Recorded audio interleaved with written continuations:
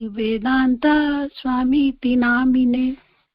नमस्ते सारस्वती देवे गौरवाणी प्रचारिणे निर्विशेषा शून्यवादी पाश्चात्देशतारिणे।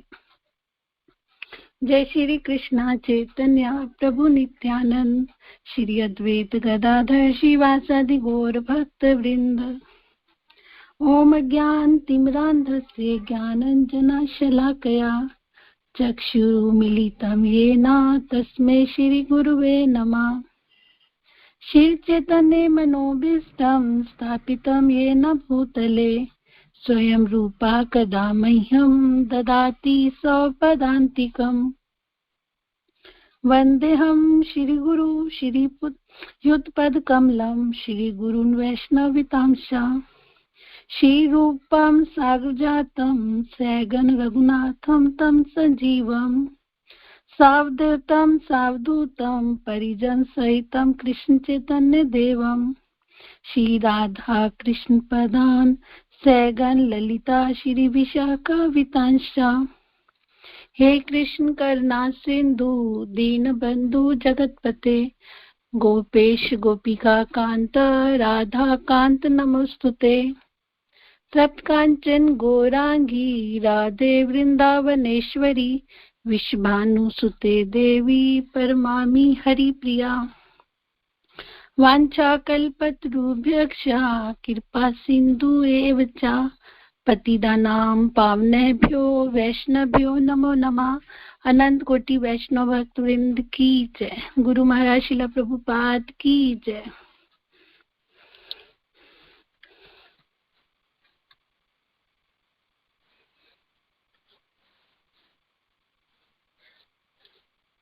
तो हम गीता की भूमिका पढ़ रहे हैं। तो हमें पहले गीता के लिए ही पता होना चाहिए कि श्रीमद् भगवत गीता है क्या, हमें क्यों पढ़ना चाहिए, भगवान इसमें क्या बता रहे हैं। जैसे कि कल माता जी ने बताया था कि गीता अमृत के समान है, तो हमें अपने जीवन में इसे अध्ययन करना ही चाहिए।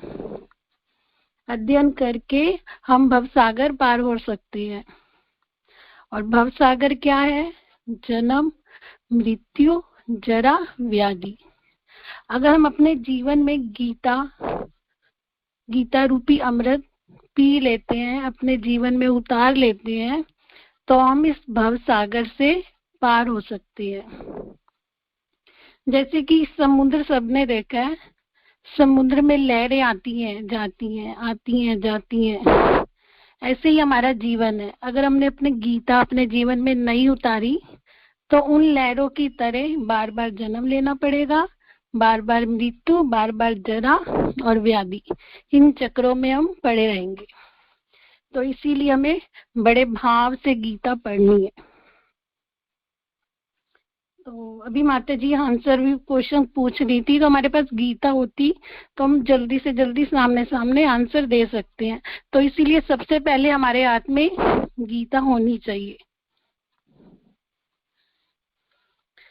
तो श्रीमद् भगवत गीता की जय। Page number 6। तो हमारे पास सबके हाथ में गीता होनी ही चाहिए, 1 घंटा आधा घंटे के लिए। हरे कृष्णा। कष्ट भोगने वाले अनेक मनुष्यों में केवल कुछ ही ऐसे हैं जो वास्तव में यह जानने के जिज्ञासु हैं कि वे क्या हैं, वे इस विषम स्थिति में क्यों डाल दिए गए हैं, आदि आदि। जब तक मनुष्य को अपने कष्टों के विषय में जिज्ञासा नहीं होती, जब तक उसे यह अनुभूति नहीं होती कि वह कष्ट भोगना नहीं अपितु सारे कष्टों का हल ढूंढना चाहता है। जैसा कि इसमें प्रभुपाद हमें बता रहे हैं, इसी पैराग्राफ में प्रभुपाद जी बता रहे हैं, हर व्यक्ति को कष्ट है, लेकिन कोई व्यक्ति ये जिज्ञासा ही नहीं करता कि ये कष्ट क्यों है। ज्यादातर लोग सोचते हैं ठीक है, कष्ट है, आया है तो चला जाएगा, कष्ट तो सबके जीवन में आता है, ये तो लाइफ है, पार्ट ऑफ लाइफ है। लाइफ में तो कष्ट आते हैं जाते हैं, अभी आया है कष्ट, कुछ दिन बाद चला जाएगा, है ना। हर जीव यही सोचता है कि कष्ट आया तो अपने आप चला जाएगा। सबकी लाइफ में आते हैं कष्ट, कोई मैं अकेला नहीं हूँ कि मेरे ही जीवन में कष्ट आ रहे हैं, है ना। तो इसमें प्रभुपाद बता रहे हैं यहाँ पे कि किसी का ये क्वेश्चन नहीं होता कि ये कष्ट क्यों है। यही पता है कि कष्ट आए हैं चले जाएंगे, आज कष्ट है कल ठीक हो जाएगा, है ना, यही कष्ट रहता है। पर हमारा कभी भी अपने आप से क्वेश्चन नहीं होता कि जीवन के अंदर कष्ट है ही क्यों, आते ही क्यों है कष्ट, क्यों आ रहे हैं ये कष्ट, है ना। हमेशा हमारे अंदर एक ये वाला क्वेश्चन आना चाहिए कि मेरे अंदर ये क्वेश्चन आ क्यों, मतलब मेरे को ये कष्ट क्यों आ रहा है, किस वजह से ये कष्ट आ रहे हैं मेरे ऊपर,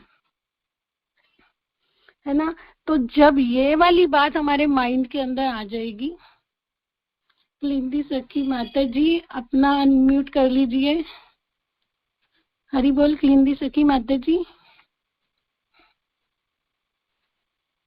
ठीक है,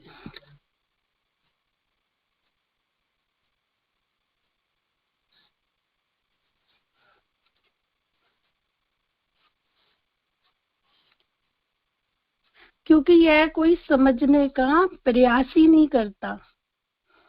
जिस दिन हम ये समझने का प्रयास करेंगे अपने जीवन के अंदर कि हमारे ऊपर कष्ट आई क्यों रहा है, तो फिर उस समय हमें गीता समझ में आनी शुरू हो जाएगी। तब हम जाके गीता समझेंगे कि हमारे ऊपर कष्ट आई क्यों रहा है, किस वजह से आ रहा है, क्यों आते हैं कष्ट। ये क्वेश्चन होना चाहिए हमारे अंदर।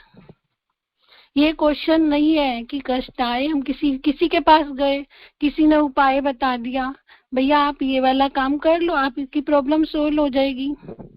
या किसी ज्योतिष के पास चले जाते हैं, है ना, वो बोलता है आप ये काम करो ठीक हो जाएगा, आप कोई अंगूठी नग ये पहन लो आप ठीक हो जाओगे, है ना। पर किसी ने कोई ज्योतिष से जाके ये नहीं पूछा कि मेरे जीवन में कष्ट आता ही क्यों है, इसका कोई प्रॉब्लम बताओ। पर ज्योतिष के पास ऐसा भी कोई सलूशन नहीं होगा कि वो बताए कि आते ही क्यों है। ये वाला आंसर किसी के पास नहीं है ना, ये आंसर किसी के पास नहीं है कि हमें मरना ही क्यों है, क्यों मरते हैं। यही पता है कि लोग मरते हैं, हमें भी मरना है ना। आज वो मरा कल हम जाएंगे, ये सबको पता है कि सबको मरना है। पर किसी के अंदर ये वाला क्वेश्चन नहीं आता क्यों मरना ही क्यों है, मर के जाएंगे कहाँ, जन्म ही क्यों होता है ना। इसी क्वेश्चन के आंसर से ही तो भगवत गीता अर्जुन को भगवान ने सुनाई, क्योंकि अर्जुन के अंदर यही क्वेश्चन आया था। अर्जुन के माइंड में यही आया था। अब अर्जुन का पॉइंट ही यही था कि सब मर जाएंगे, एक दिन मैं भी मर जाऊंगा, तो हमें युद्ध करना ही क्यों है। भगवान से अर्जुन कह रहे हैं कि सामने जो मेरे खड़े हैं युद्ध करके एक दिन ये मर जाएंगे और मैं कुछ टाइम सुखी रहूंगा फिर मैं मर जाऊंगा, तो युद्ध करने का फायदा ही क्या है।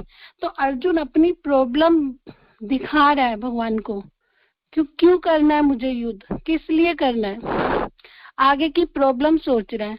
पर भगवान बोलते हैं अर्जुन को कि अर्जुन तुम्हें ये नहीं पता ये पहले से ही मर चुके हैं, पहले से ही मर चुके हैं, तुम्हें मारना नहीं है, तुम्हें बस युद्ध करना है, ये ऑलरेडी पहले से ही मरे हुए हैं, तुम कुछ नहीं जानते मैं जानता हूँ। तो अर्जुन ने ये वाला जब ये क्वेश्चन किया तो भगवान ने तभी उनको श्रीमद् भगवत गीता सुनाई।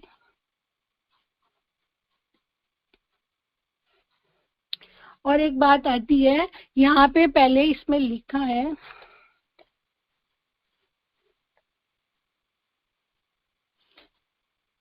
जब तक सिद्ध मानव नहीं समझना चाहिए, मानवता तभी शुरू होती है जब मन में इस प्रकार की जिज्ञासा उदित होती है। ब्रह्म सूत्र में इस जिज्ञासा को जिज्ञासा कहा गया है, अर्थात तो ब्रह्म जिज्ञासा, है ना। जब अर्जुन के अंदर ब्रह्म जिज्ञासा, है ना, जानने की इच्छा हुई, जब अर्जुन को जानने की इच्छा हुई, ब्रह्म लिखा है अर्थात तो ब्रह्म जिज्ञासा, मनुष्य के सारे कार्यकलाप असफल माने जाएंगे यदि वह पर ब्रह्मा के स्वभाव के विषय में जिज्ञासा ना करे।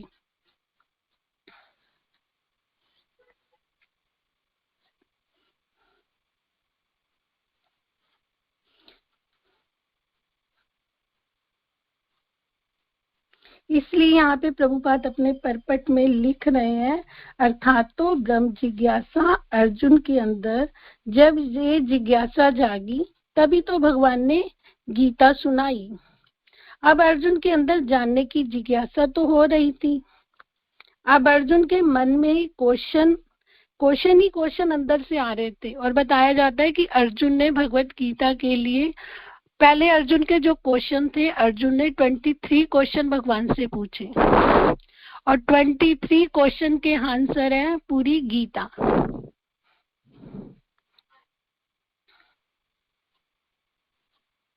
तो अब इसमें बताया जाता है कि अर्जुन के क्वेश्चन ज्यादा हमारे लिए महत्वपूर्ण है आंसर से भी ज्यादा, क्योंकि अर्जुन क्वेश्चन नहीं करता तो गीता कहाँ से होती। तो इसलिए हमें क्वेश्चन से ही तो आंसर के भगवान वो है श्रीमद् भगवत गीता। तो इसलिए बताया जाता है कि कभी भी हो तो क्वेश्चन करना चाहिए। जैसे श्रीमद् भागवतम है ना, परीक्षित महाराज ने क्वेश्चन कर रहे हैं तो हमें आंसर कौन दे रहे हैं, है ना, तब भागवतम मिलती है हमें। परीक्षित महाराज जी ने पूछते हैं तो हमें फिर वहां से भागवतम मिलती है। यहाँ पे अर्जुन पूछते हैं तो श्रीमद् भगवत गीता हमें सुनने को मिलती है।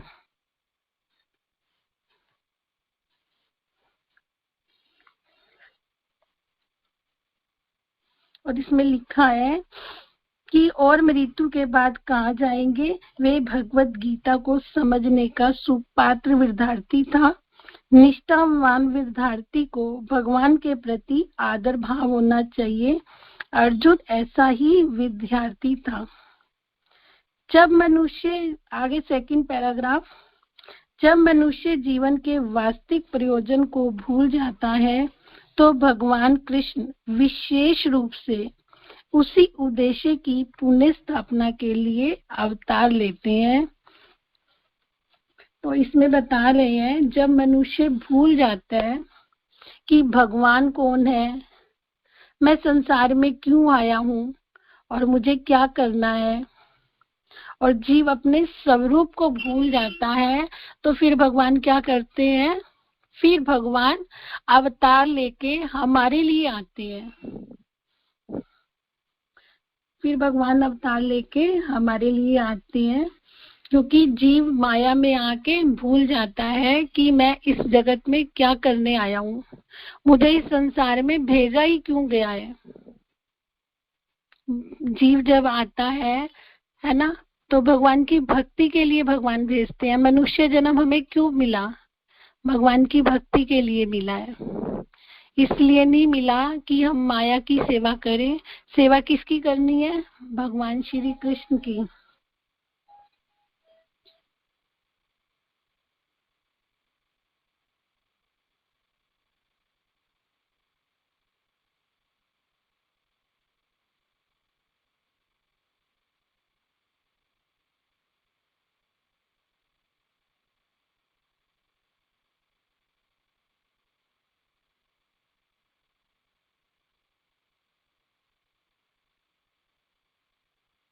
हरे कृष्णा, म्यूट हो गया, सॉरी मेरे से।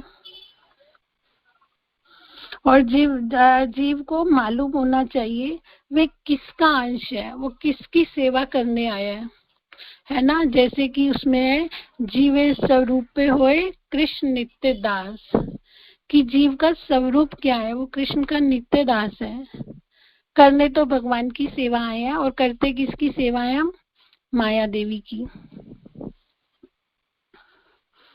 और इसमें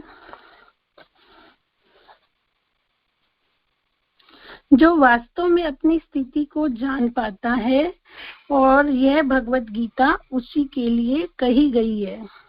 तो इस लाइन में बता रहे हैं जो वास्तव में अपनी स्थिति को जान पाता है, और भगवत गीता उसी के लिए कही गई है ना।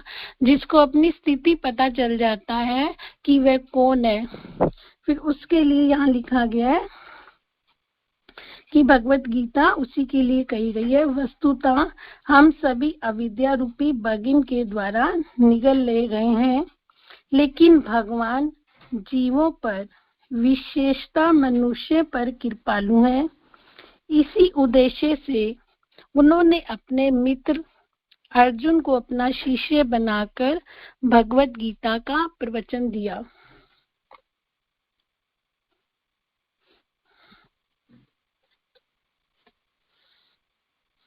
और मनुष्य वास्तविक प्रयोजन को भूल जाता है। फिर भगवान हमें याद दिलाने के लिए अवतार लेते हैं, और तब भी हम भगवान को याद नहीं करते, माया देवी की सेवा में ही लगे रहते हैं। लेकिन एक लाइन में प्रभुपाद कह रहे हैं, तब भी असंख्य, है ना, इसमें हमने पढ़ा असंख्यों में से कोई एक होता है जो अपनी स्थिति को जान पाता है। जैसे ब्रह्मांड भरमैते कौन भाग्यवान जीव, गुरु कृष्ण पाए भक्ति लता बीज, है ना। ब्रह्मांड में घूमते घूमते घूमते कोई एक भाग्यवान जीव होता है जिसे कृष्ण और गुरु की प्राप्ति होती है ना, तब वो भक्ति कर पाता है। और एक ब्रह्मांड नहीं है, असंख्य है, असंख्य, अनलिमिट, असंख्य, है ना। ऊपर नीचे घूमते घूमते कोई एक विरला होता है। बोलते हैं ना, इस कौन में जो परंपरा में आता है, करोड़ों में कोई एक जाके भक्त बनता है। तो हमें ये सोचना चाहिए, भगवान ने हम पे कृपा करके हमें अपने शरण दी, तो कोई एक होता है। हमें समझना चाहिए कि भक्ति कितनी मनुष्य जन्म के लिए जरूरी है।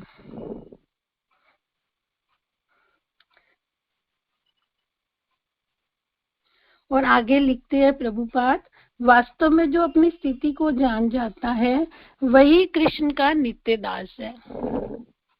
जो सबसे पहले अपनी स्थिति को जान पाता है कि मैं कौन हूँ, मैं कृष्ण का नित्य दास हूँ। और भगवत गीता उसी के लिए कही गई है। भगवत गीता, और भगवत गीता पढ़ के हम लोग जान सकते हैं, है ना, कि भगवान कौन है, जीव कौन है, और हमारा कार्य क्या है, हम करने क्या आए हैं। हमें कोई ध्यान लगाने की जरूरत नहीं है, कोई तपस्या करने की जरूरत नहीं है। करना क्या है, अपनी स्थिति को जानना है, भगवत गीता को अपने जीवन में उतारना है। भगवान खुद हमें बता रहे हैं यहाँ पे कि सीधे सीधे रास्ते आप मेरे पास आ सकते हो। कोई आपको तपस्या नहीं करनी, कोई आपको ध्यान नहीं लगाना, है ना, कुछ भी नहीं करना। भक्ति का मार्ग है ना, वो बिल्कुल सीधा है। उसमें हमें इधर उधर कहीं घूम के नहीं जाना, सीधे भगवान के धाम हम जा सकते हैं। भक्ति का सीधा सीधा रास्ता है, और इतना सरल रास्ता है भक्ति का।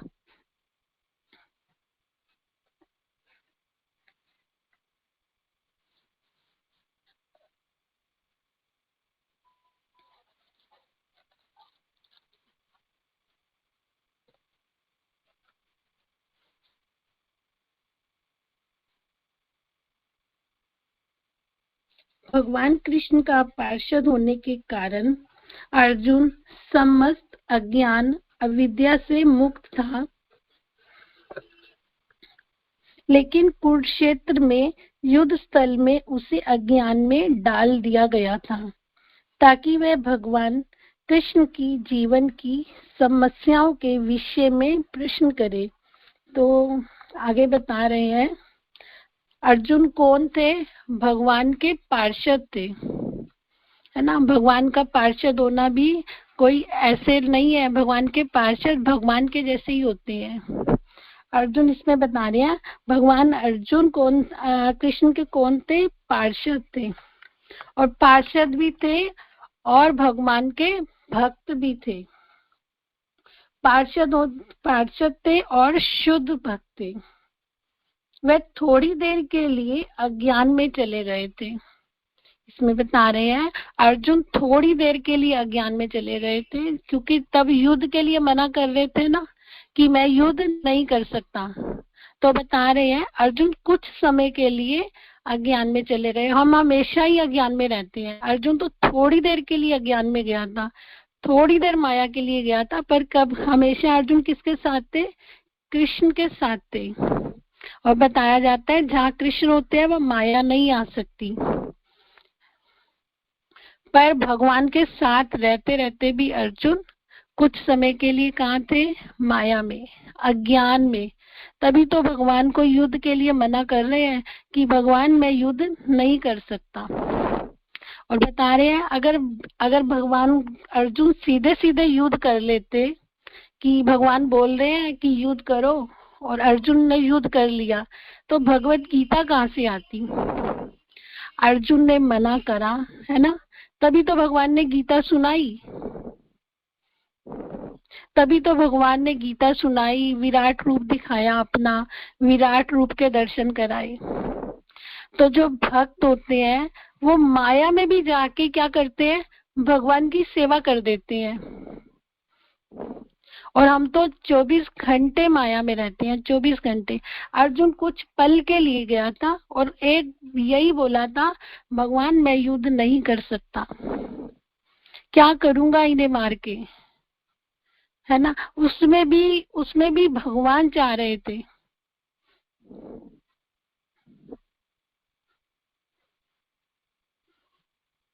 और ऐसा क्यों हुआ? अर्जुन कौन थे? भगवान के परम मित्र थे। तभी भगवान ने उनको गीता सुनाई। भगवान के शुद्ध भक्त थे, मित्र थे। और इसमें बता रहे हैं फिर भगवान ने क्या करा? अपना शिष्य बना लिया उन्हें। और शिष्य बनाया तो पूरी गीता सुनाई। तो इसमें ये भी बात आती है, जब तक अर्जुन मित्र समझ रहे थे भगवान को तो मना कर रहे थे। जब गुरु बनाया तो गुरु की सारी बात माननी पड़ी उन्हें, है ना। फिर जैसे जैसे भगवान ने बोला अर्जुन ने वैसे ही किया। फिर हर बात मानने के लिए अर्जुन तैयार थे।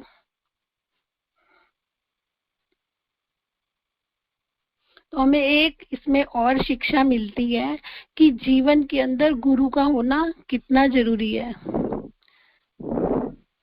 कितना जरूरी है। क्योंकि गुरु क्या करते हैं? हमारा अज्ञान दूर करते हैं और हमें ज्ञान देते हैं।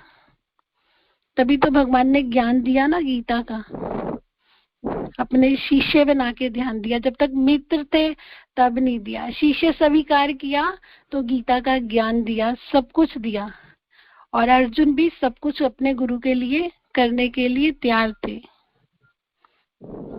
तो इसीलिए जीवन में गुरु का होना भी बहुत जरूरी है।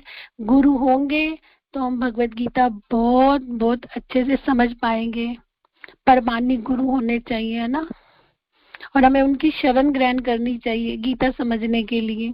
क्योंकि अपने आप से गीता पढ़ेंगे समझेंगे तो हमारे ऊपर से जाएगी, हमें समझ भी नहीं आएगी कि हमने क्या पढ़ा। और इसमें एक एक लाइन में इतना कुछ है, अगर हमारे समझ आए। समझ कैसे आएगा? गुरु की कृपा से। अर्जुन को भी तो तभी सारी गीता समझ आई, गीता का ज्ञान तभी तो लिया जब भगवान को ही गुरु बना लिया। अर्जुन खुद शिष्य बन गए तो भी उन्हें सब समझ आया। तो आगे पढ़ते हैं। भगवत गीता की विषय वस्तु में 5 मूल सत्यों का ज्ञान निहित है। सर्वप्रथम ईश्वर के विज्ञान की और फिर जीवों के स्वरूप स्थिति की विवेचना की गई है। ईश्वर का अर्थ है नियंता और जीवों का अर्थ है नियंत्रित। यदि जीव यह कहे कि वे नियंत्रित नहीं अपितु स्वतंत्र है तो वह पागल है। तो इस पैराग्राफ में बता रहे हैं शीला प्रभुपाद हमें कि ये 5 विषय वस्तु क्या है। तो ये 5 विषय वस्तु हैं, तात्पर्य में बता रहे हैं शिला प्रभुपाद। विषय वस्तु 5 है, ईश्वर, नंबर 2 जीव, प्रकृति, काल और कर्म। इन 5 चीजों का आपस में क्या संबंध है?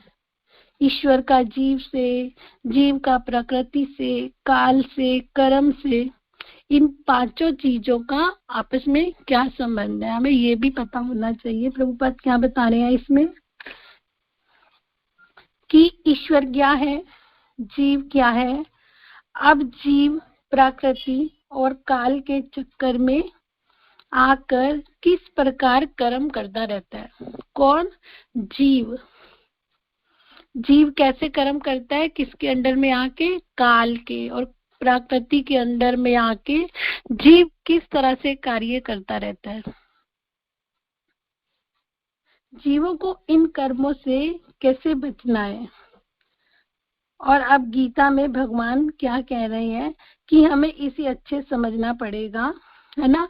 जीव को किस तरह से, काल से, प्रकृति से, इन सारे नियमों से हम कैसे बच सकते हैं। तो प्रभुपाद तो एक ही लाइन में बता देते हैं कि अगर हम अपने जीवन में गीता को अच्छे से उतार लेते हैं तो हम भगवत इस जो भव सागर में है, हम इससे हम बहुत जल्दी ऊपर उठ सकते हैं, जन्म मृत्यु जरा व्याधि से, है ना। नहीं तो जीव क्या करेगा? काल में, प्रकृति के नियम में इतना फंसा रहता है, जितना निकलने की कोशिश करते हैं हम उतना फंसते हैं, जितना निकलने की कोशिश करते हैं उतना फंसते हैं। लेकिन जब हम भक्ति करेंगे तो हम बहुत आसानी से निकल सकते हैं।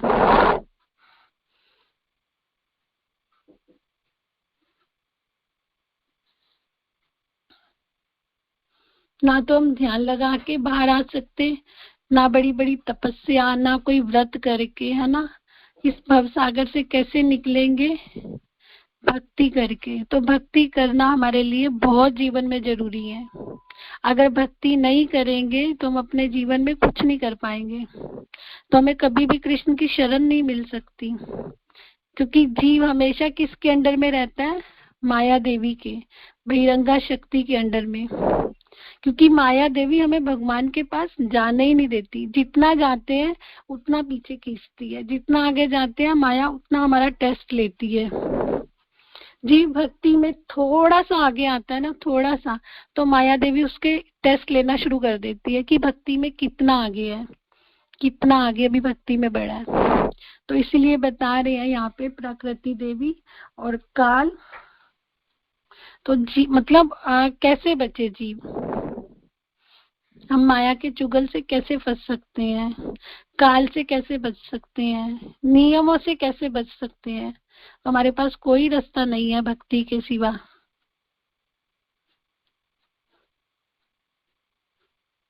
तो फिर इसमें एक लाइन आती है, ईश्वर का अर्थ है नियंता और जीवों का अर्थ है नियंत्रित। अब भगवान कौन है ना। भगवान हर चीज के नियंता है और जीव नियंत्रित है। मतलब भगवान पूरे ब्रह्मांड के स्वामी है, भगवान कुछ भी कर सकते हैं।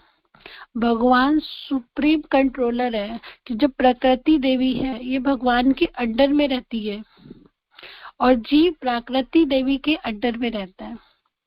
तो कैसे निकल सकते हैं? भक्ति करके, भगवान की शरण लेके।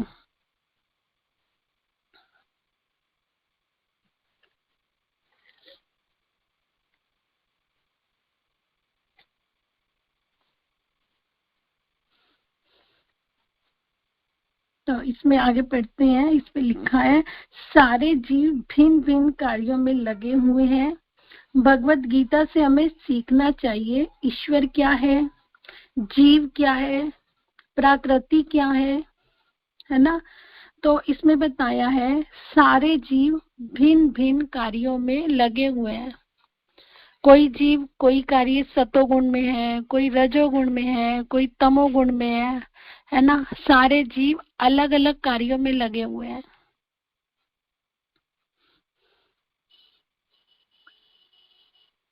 कोई जीव कुछ कार्य करता है, कोई कैसा कार्य करता है ना, इसमें बताया कोई रजोगुण में कार्य रह के करता है, कोई सतोगुण में रह के करता है, कोई तमोगुण में कार्य रह के करता है ना। तो इसमें बता रहे हैं भगवत गीता से हमें अवश्य सीखना चाहिए कि ईश्वर क्या है, जीव क्या है, प्रकृति क्या है। तो महाराज के लेक्चर में सुना था मैंने, उसमें बता रहे थे ईश्वर कौन है। भगवान बड़े से बड़ा है और जीव छोटे से छोटा है। भगवान कुछ भी कर सकते हैं, भगवान पूरी सृष्टि चला सकते हैं, है ना। भगवान सब कुछ कर सकते हैं। भगवान को पिछला भी सब याद होता है, कितने युग युग युग बीत जाएंगे भगवान को सब याद होगा। और जीव छोटे से छोटा है, जीव सब भूलता है। जीव बद्ध जीव है ना, तो जीव गलती पे गलती करता है, माया के अंडर में रहता है। और माया किसके अंडर में रहती है, भगवान के अंडर में रहती है। तो इसमें बता रहे हैं ईश्वर क्या है, जीव क्या है, प्रकृति क्या है।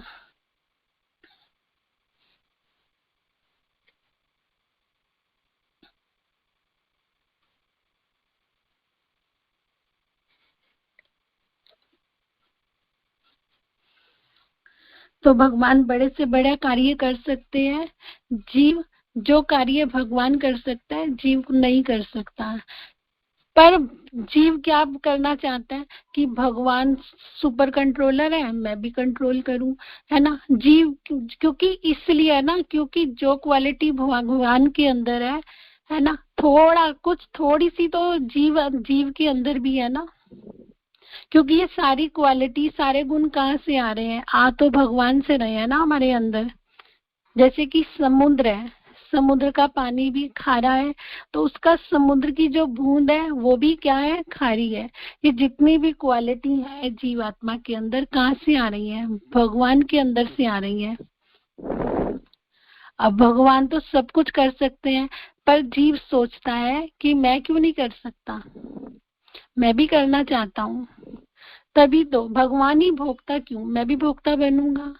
भगवान ही क्यों हर चीज का आनंद ले, मैं भी लूंगा, है ना। तभी तो अगर हम भगवान से ईर्ष्या नहीं करते तो आज हम भौतिक जगत में क्यों होते। इसमें लिखा है ना भगवान नियंत्रित है और हम नियंता है। भगवान सब कुछ कर सकते हैं और हम कुछ नहीं कर सकते। हम अपने मन को भी कंट्रोल नहीं कर सकते, क्योंकि मन इतना जल्दी हमारा चंचल है, मन भाग जाता है। हम अपने मन को कंट्रोल नहीं कर सकते, तो हम किसी को कैसे कंट्रोल कर सकते हैं। पर भगवान कहते हैं हाँ ठीक है, तुम भी स्वतंत्र हो, है ना। इसमें लिखा है ना कि जीव भी स्वतंत्र है, जीव भी कर सकता है। कैसे कर सकता है, अपने आप को हर चीज में कंट्रोल, अपने मन को भगवान की सेवा में लगा के, अपनी वाणी को भगवान की सेवा में लगा के, अपना हर कार्य भगवान की सेवा में लगा के हम अपने आप को कंट्रोल कर सकते हैं। तो हमें क्या करना है, अपने हर कार्य को, अपने हर कर्म को भगवान की सेवा में लगाना है, कर्म करते हुए, है ना। तो लास्ट में यहाँ लाइन आती है, और जीवों का कार्यकलाप क्या है।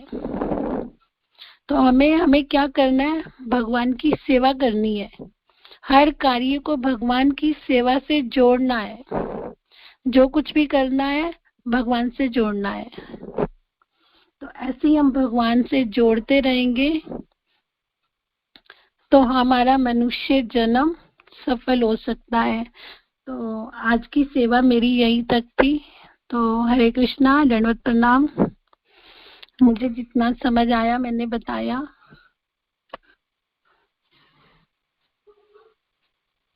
तो किसी को कुछ क्लियर नहीं हुआ हो तो कोई क्वेश्चन करके पूछ सकता है।